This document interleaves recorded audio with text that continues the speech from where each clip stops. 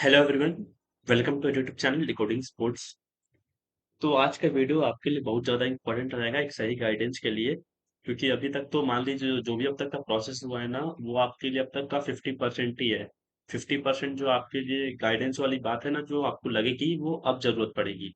तो जो भी वीडियोस चैनल पर आएंगे उसको ध्यान से देखा करिए और समझा करिए।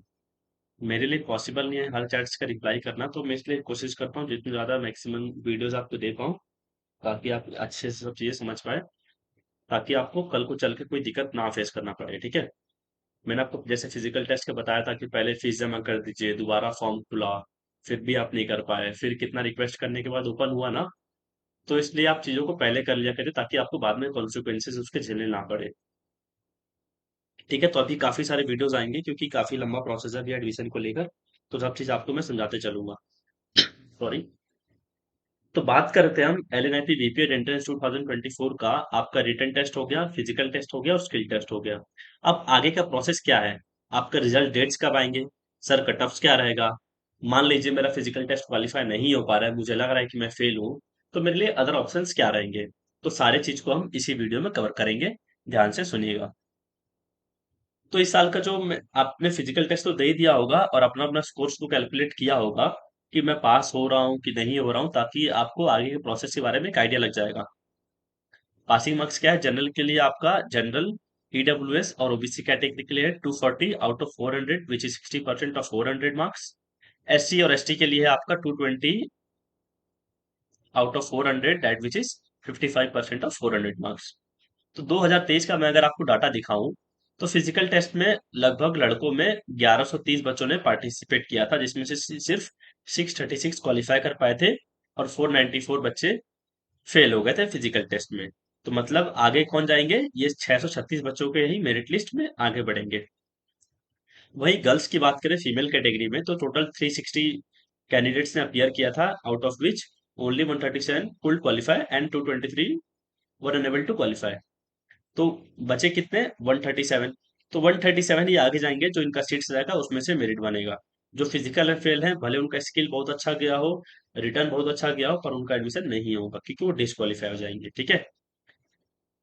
तो इस साल भी अप्रोक्स यही रहने वाला डाटा, 600 से 700 लड़के क्वालिफाई करेंगे और गर्ल्स में अप्रोक्स 120 टू 150 क्वालिफाई करेंगे। इससे ऊपर जाता, इसी के बीच में डाटा रहेगा। ठीक है आपका। और जो भी सीट्स है इसमें से आपका मेरिट बनेगा। तो आगे उसके बारे में बात करेंगे। तो और कुछ कुछ चीजें हैं जो आपको जानना जरूरी है। एलएनएमपी के दो सेंटर्स हैं, पहला है ग्वालियर, दूसरा है गुवाहाटी। एलिजिबिलिटी क्या है एडमिशन के लिए? तो सबसे पहला होना चाहिए आपका 10+2, मतलब कि जो आपने 12वीं में पास किया है। General, OBC, non creamy layer के लिए 50% या उससे अधिक। वहीं एससी और एसटी कैटेगरी स्टूडेंट्स के लिए 45% मार्क्स या उससे अधिक होना चाहिए। ठीक है। दूसरा क्राइटेरिया क्या है? एज क्राइटेरिया दिया गया है, मतलब जनरल कैटेगरी के बच्चों का 21 क्रॉस नहीं करना चाहिए एज ऑन 1 जुलाई 2024। ओबीसी का 23 है, एससी एसटी का 25 है। दूसरा हो गया क्राइटेरिया आपका एज लिमिट का। ठीक है। अब नीचे में दिया गया है, मान लीजिए जिसका सप्लीमेंट्री आ गया, तो सप्लीमेंट्री आ गया अगर आपका इस साल एग्जाम में, तो आपको क्या करना है? जब आपका डॉक्यूमेंट वेरिफिकेशन के लिए आएंगे कॉलेज में, जब आपका सिलेक्शन हो जाएगा, तब उस दिन आपको अपना रिजल्ट दिखाना पड़ेगा क्वालिफाइंग का। मान लीजिए उस दिन आपका रिजल्ट नहीं आया है, तो आपका एडमिशन तब भी कैंसिल किया जा सकता है। तो ये तीन एलिजिबिलिटी क्राइटेरिया थे, जो आपको अच्छे से पता होना चाहिए एडमिशन लेने से पहले। टोटल स्टेट्स आप एक बार देख सकते हैं चार्ट में, मैं आगे डिटेल में और डिस्कशन करूंगा। अभी आपको ये थोड़ा अच्छे से समझ में नहीं आएगा, आगे जब जरूरत पड़ेगी मैं आपको अच्छे से सब समझा दूंगा। टोटल फीस कितनी है तो देख लीजिए। पहले सेमेस्टर में आपका करीबन 63,400 या 500, 64,000 के आसपास फीस लगता है पहले 6 महीने में। फिर अगले महीने से 53,000 के आसपास फीस लगता है अगले 6 महीने में। ठीक है। स्टार्टिंग के 6 महीने, फिर अगले 6 महीने, फिर ऐसे ही हर 6 6 महीने में इतना के आसपास फीस लगे आपका। पूरे सेमेस्टर वाइज फीस लगता है। ठीक है। हर 6 महीने में एक बार पैसा जमा करना पड़ता है। तो 4 साल होंगे, 4 साल का कोर्स है आपका, 4 ईयर का। 4 ईयर में 4 ईयर में कितने सेमेस्टर हो जाएंगे हमारे? 8 सेमेस्टर। तो करीबन करीबन हमारा फीस 4.5 लाख 4 साल में पड़ जाएगा, खाना पीना रहना पढ़ाई सब मिलाकर। ठीक है। Simple shorted clear. अब बात करते हैं नोटिस के बारे में कि सर रिजल्ट कब आएगा। तो देखिए यहाँ पर मेरे लेफ्ट साइड में है एक नोटिस जो जारी किया गया है, किसकी तरफ से? सीयूटी की तरफ से। और जो मेरे राइट साइड में है स्क्रीन पर आपको दिख रहा होगा, वो है आपका एलएनआईपी का नोटिस। तो पहले हम बात करेंगे सीयूटी का। तो सीयूटी का देख सकते हैं, क्योंकि एग्जाम अभी तक चल ही रहा है। ठीक है, 15 मई से लेकर 31 मई तक, मतलब कि आज 31 मई है तो लास्ट दिन है आज एग्जाम का।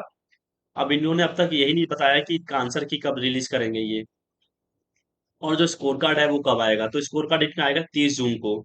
तो पॉसिबल तो नहीं है आपका जुलाई से पहले रिजल्ट बन जाए। ठीक है, 30 जून तक आपको पूरे महीना वेट करना पड़ेगा। अब एलएनआईपी वालों की तरफ से जो नोटिस आया था उसमें यहाँ पे लिखा गया था आपका, ये तक तो हो चुका है स्किल टेस्ट वाला। डिक्लेरेशन ऑफ रिजल्ट ऑनलाइन यहाँ पे दिया गया 5 जून 2024, मतलब इसी वीक में इन्होंने दिया है।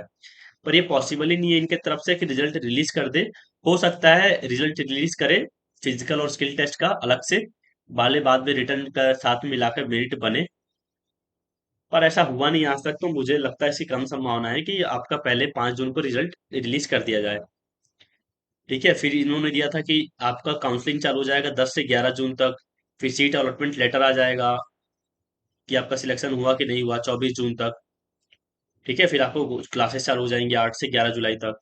तो इन्होंने सब अपना शेड्यूल जारी कर दिया था। ठीक है, पर अभी तक अगर आपका यही नहीं आएगा, सीयूटी का स्कोर कार्ड ही नहीं आएगा, तो ये पॉसिबल मेरे हिसाब से तो नहीं है इतना जल्दी आपका प्रोसेस हो। ठीक है, तो यहाँ पे इसलिए नोट में इन्होंने लिख दिया था पहले से कि अबव डेट्स में subject to change depending on NTA CUET UG 2024 schedule. आपको और अपडेट चाहिए तो इंस्टीट्यूट के संस्थान के वेबसाइट को रेगुलरली विजिट करते रहिए। ठीक है, तो मेरे हिसाब से अभी डिले होगा प्रोसेस में, करीबन 1 महीना लग जाएगा टाइम। बाकी कुछ भी अपडेट आएगा तो आपको खुद ही बता दूंगा। तो अब तो डाउट नहीं रहा होगा ना रिजल्ट कब आएगा। अब बात करते हैं सीट्स कितनी है। तो देखिए सीट्स कितनी है लड़कों की, टोटल 154 सीट्स हैं ग्वालियर गुवाहाटी मिला दे तो, और गर्ल्स की है 66। ठीक है, मैंने बताया था मान लीजिए 700 बच्चे क्वालिफाई कर रहे हैं फिजिकल में से, तो इन्हीं 700 का जो टॉप 154 रहेंगे ना, उन्हीं का एडमिशन होगा बॉयज में। और जो गर्ल्स क्वालिफाई करेंगे अप्रोक्स 150, ये 150 में से 66 का जो टॉप रहेंगे उनका एडमिशन होगा। अब उसमें से भी बात आती है कैटेगरी वाली। तो कैटेगरी में बॉयज की बात करते हैं, तो मान लो जो कोई लड़का है उसको टॉप 35 के अंदर आना पड़ेगा, टॉप 35 के अंदर, अगर उसको ग्वालियर चाहिए तो। ठीक है, एक्सेप्शन रहता है कि टॉप 45 तक, 40 तक भी हो जाता है सिलेक्शन। फिर वैसे ही आपका ईडब्ल्यूएस, ओबीसी, SC ST का ऐड होते जाएगा सीट्स। तो जब जनरल का सीट्स है ना 35, इसमें जो 35 आ गया, भले मान लीजिए उसमें SC वाला कोई बच्चा आ गया, कोई ओबीसी वाला आ गया, तो ये सारे जनरल में काउंट होंगे। जब जनरल का सीट्स खत्म हो जाएगा, फिर वहां से ओबीसी का चालू होगा। फिर जब ओबीसी का खत्म हो जाएगा, फिर वहां से SC का चालू होगा। फिर जब इनका खत्म हो जाएगा, फिर ST का चालू होगा। तो ऐसे आपका बहुत ही ज्यादा रिजर्वेशन होता है हर गवर्नमेंट चीजों में। तो ऐसे करके आपका एडमिशन होगा, ये आपको मैं आगे समझा दूंगा जब आपका रिजल्ट आएगा। ये आपको अच्छे से समझना पड़ेगा, ठीक है, काउंसलिंग करने से पहले। और जो थोड़ा सा होशियार बच्चे हैं देख कर ही समझ जाएंगे क्या है कैसा है। अब बात करते हैं कट ऑफ के बारे में। तो देखिए आपका जो कट ऑफ बनता है, रिटन टेस्ट पहला तो होता है आपका फिजिकल टेस्ट, जो किसी भी तरह से आपको पास करना अनिवार्य है, तभी आप आगे बढ़ेंगे। फिर हम बात कर लेते हैं स्किल टेस्ट का। तो स्किल टेस्ट का वेटेज कितना रहता है, 60% रहता है। रिटर्न टेस्ट का कितना रहता है, रिटर्न टेस्ट का आपका रहता है 40%। तो 60 + 40 आपका 100 का मेरिट बनता है। तो जो 60% है और 40% है, मैक्सिमम बच्चों का 40% में से आपका करीबन 200 नंबर का रिटर्न हुआ था, तो आपका 150 से ऊपर होना चाहिए कम से कम मेरे हिसाब से मिनिमम मार्क्स। मतलब ऑन एन एवरेज बता रहा हूँ, ऊपर नीचे चलेगा, ठीक है, वो डिपेंड करेगा दोनों नंबर पे। तो इधर से आपका करीबन एवरेज 30% बन के आ रहा है। इस बार रिटर्न में काफी बच्चे लड़कों के नंबर अच्छे आए हैं, तो कट ऑफ हाई जाएगा इस बार लास्ट ईयर के कंपैरिजन में देखे तो। और स्किल टेस्ट मान लीजिए आपका 60 नंबर का हो रहा है, ठीक है, तो ये 200 नंबर का होगा, तो मान लीजिए आपको करीबन 200 में से 150 प्लस इधर भी चाहिए होगा। ठीक है, तो इसको 100 में कन्वर्ट कर लेते हैं तो आपका हो जाएगा 75 आउट ऑफ 100। अब इसका आपका 60% निकाल लेंगे तो करीबन आपको मान लीजिए जो भी आएगा, मेरे हिसाब से ऑन एन एवरेज जो 60 नंबर का स्किल टेस्ट होता है ना, 60 नंबर में से आपका कम से कम 45 प्लस रहेगा इधर स्किल में, 60 में से, और 40 के रिटर्न में से 30 से ऊपर रहेगा। तो 45 और 30 आपका हो जाएगा 75 आउट ऑफ 100। तो 75 में मेरे हिसाब से आपका किसी भी बच्चों का जनरल कैटेगरी का एडमिशन हो जाएगा ग्वालियर सेंटर में। ये मेरे हिसाब से अनुमान है। ठीक है, यही बात कर रहा हूँ मैं अनरिजर्व की ग्वालियर सेंटर के लिए। गुवाहाटी सेंटर के लिए 75 है तो उधर 70 कर दीजिएगा। जनरल के लिए। और ओबीसी के लिए इसे 5 कम ईडब्ल्यूएस, फिर 5 कम ओबीसी, ऐसे करते करते नीचे आते जाइएगा, ठीक है, हर कैटेगरी का। तो आपका इसी के आसपास कट ऑफ रहेगा, इससे ज्यादा नहीं जाएगा मेरे हिसाब से, मतलब इसी के फ्लक्चुएट करेगा। तो आप देख लीजिएगा मेरा स्किल कैसा गया है। मैंने आपको पीडीएफ दिया था कि स्किल टेस्ट में भी मार्क्स, सबको ऐसा मत सोचिएगा जिसका बहुत ही अच्छा होता है ना, बहुत ही एक्सेप्शन, उसको 50 प्लस मिलता है आउट ऑफ 60। नहीं तो एवरेज मार्क्स करीबन 30 20 ऐसे रहते हैं। तो इसमें 45 प्लस लाना मतलब अच्छा नंबर है। और मान लीजिए अगर आपने रिटर्न में अच्छे नंबर कवर कर लिए हैं, 170 180 190 भी ला रहे हैं, तो आगे चल के आपको वो काम आएगा। भले इधर नंबर कम भी रहेगा ना, तो इधर से नंबर आप घिस देंगे, जिससे आपका मेरिट लिस्ट में आने की प्रोबेबिलिटी ऑफ चांसेस बढ़ जाएंगी। तो ऐसे ऐसे ये प्रोसेस होता है। तो फिलहाल आपको इसके लिए रिजल्ट का वेट करना पड़ेगा, ऐसे कुछ आपको समझ में नहीं आएगा। अगर आपका सब कुछ अच्छा गया है तो निश्चिंत रहिए, आपका सिलेक्शन होगा। बाकी मैंने बता दिया है, जिसका मेरे पास मैसेजेस आया था, जो बच्चों ने क्लासेस लिया था, कि क्या बन रहा है आपका स्कोर। ठीक है। अब बात करते हैं, कुछ कुछ कॉलेजेस के बारे में बात कर लेते हैं, ठीक है, थैंक यू करने से पहले। देखिए मान लीजिए मैंने बताया आपको किसके बारे में, एलएनआईपी के बारे में बता दिया। अब रिजल्ट आने में टाइम लग रहा है, तो बचा क्या सर, मैं क्या इसी कॉलेज के लिए डिपेंडेंट रहूं, और कॉलेज भी देखना पड़ेगा ना। तो और कॉलेजेस हैं जैसे कि नेशनल स्पोर्ट्स यूनिवर्सिटी मणिपुर, स्वर्णिम गुजरात स्पोर्ट्स यूनिवर्सिटी गांधीनगर, ठीक है, ये कॉलेज फिर बचा आपका LNCPE तिरुवनंतपुरम या फिर त्रिवेंद्रम। तो यहाँ पे 4 साल का बीपीएड होता है, ये आपको दूसरा प्रायोरिटी पे रहना चाहिए। फिर बचा आपका Indira Gandhi institute of physical education and sports sciences, जहाँ पे बीएससी कोर्स होता है। अब इसके लिए आपको सीयूटी देना था, सीयूटी के थ्रू, जिसमें से आपको 4 पेपर देने थे। बहुत ही रेयर बच्चों ने दिया होगा 4 पेपर, तो इसके बारे में बात नहीं करेंगे।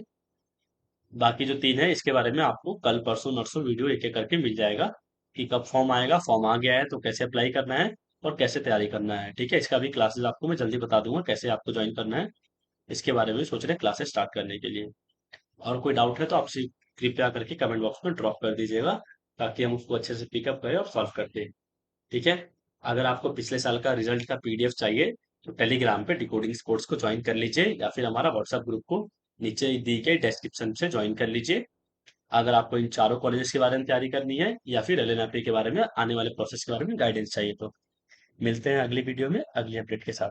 Bye bye.